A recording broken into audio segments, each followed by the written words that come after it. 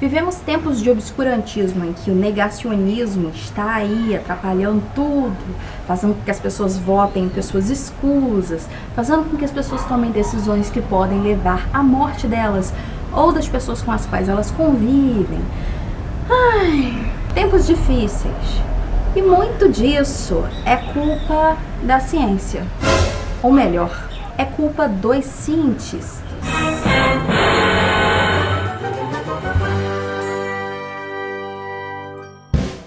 Oi, meu bem, tudo bem? Quase todo mundo tem uma noção do que significa ciência.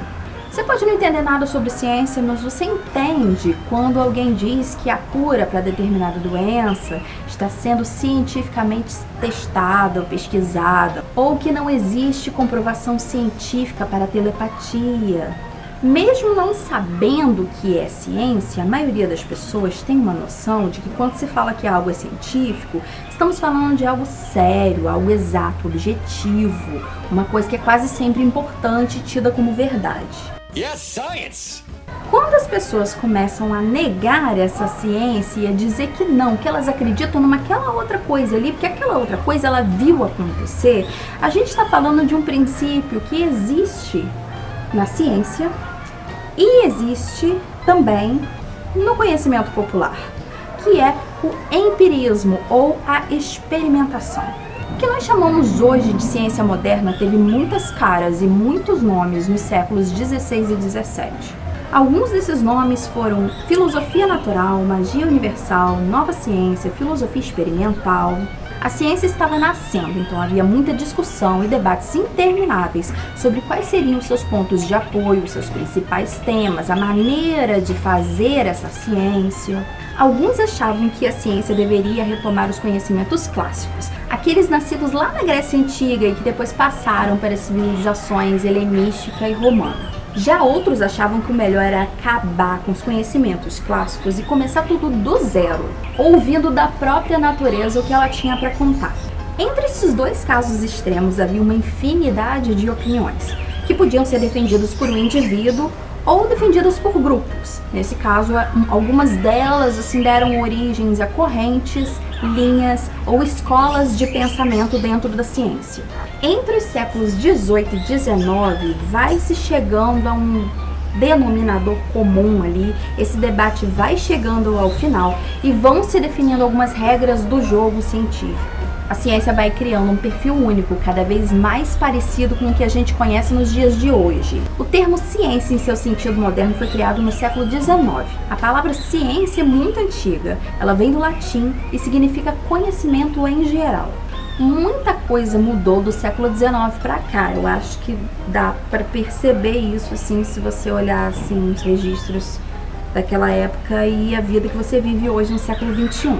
E a ciência, que parecia um corpo de conhecimento quase pronto e acabado, também passou por uma série de transformações, tanto internamente quanto externamente, ao longo do século XX. Do lado de dentro da ciência, as novas teorias não eram simplesmente um complemento das teorias que já existiam.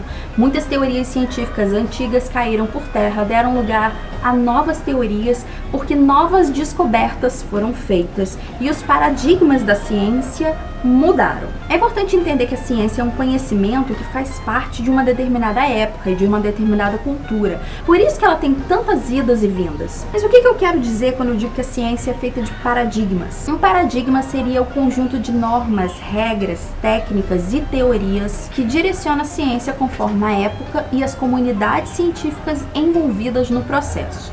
Os paradigmas podem mudar principalmente por duas razões. Primeiro, quando esse paradigma não dá conta de explicar um fenômeno, alguma coisa que está acontecendo, ou quando suas explicações não são satisfatórias. E o segundo motivo de crise do paradigma é justamente quando ele passa a explicar absolutamente tudo. Obrigada, bruxa. Outras transformações que foram importantes para a ciência ao longo do século XX é que do lado de fora da ciência, guerras terríveis estavam acontecendo, guerras essas que eram cada vez mais cruéis por conta dos avanços tecnológicos em armamentos, né? A poluição também aumentava bastante com os avanços tecnológicos e tudo isso é visto pelas pessoas que não estão inseridas na ciência e não sabem muito bem como ela funciona como uma coisa ruim da ciência. Mas a questão aqui é que não é a ciência que é ruim, mas nesses momentos a ciência exige que se faça a crítica da ciência, sabe? Todos esses problemas que são ocasionados por avanços científicos, que sempre tem em todos os momentos da história, né? Desde lá da primeira Revolução Industrial na Inglaterra, as primeiras indústrias que estavam fazendo as pessoas saírem do campo, irem para as cidades, toda aquela história que a gente já conhece, né? Das aulas de história. Havia sim naquela época já grupos organizados que eles invadiam as fábricas e eles quebravam os equipamentos porque eles achavam que todos os problemas, mazelas sociais que estavam acontecendo eram culpa da ciência. Mas esse é o momento de parar e fazer uma crítica à ciência. E o que é fazer crítica à ciência? Criticar quer dizer falar mal? Porque isso tem um monte de gente atualmente aí fazendo, não é mesmo? Falando mal da vacina, inventando que a vacina muda a pessoa de sexo, transforma a pessoa em jacaré, que tem chip líquido na vacina, assim, umas coisas incríveis. Mas fazer crítica da ciência não é simplesmente falar mal de alguma coisa. Criticar significa analisar e revisar os critérios, normas e princípios de alguma coisa.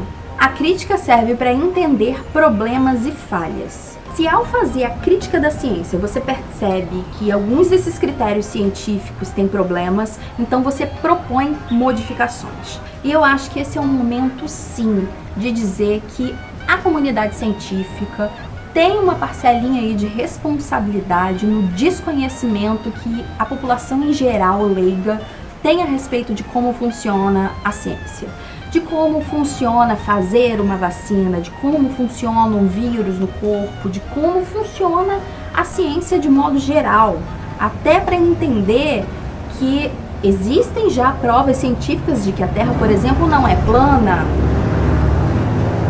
É inclusive por isso que eu estou aqui falando com você no YouTube, para tentar socializar um pouco mais, popularizar o conhecimento científico, no caso aqui, no meu caso, das ciências sociais. Então, se você quer ficar um pouco mais inteirado sobre como funciona a ciência, como funciona a sociedade, como nós vivemos, como são as nossas relações do ponto de vista sociológico, já se inscreve nesse canal. Deixa o seu curtir se você achou esse vídeo interessante, compartilha com seus amigos se você acha que esse é um conhecimento que é importante outras pessoas terem, para entender um pouco mais o que é ciência, como que funciona a ciência. Talvez, só talvez, o fato de você se inscrever nesse canal e compartilhar esse vídeo possa ajudar a reduzir um pouco do negacionismo no mundo. Vamos ter esperança? Vamos ter esperança. Um beijo, obrigada por assistir e até semana que vem.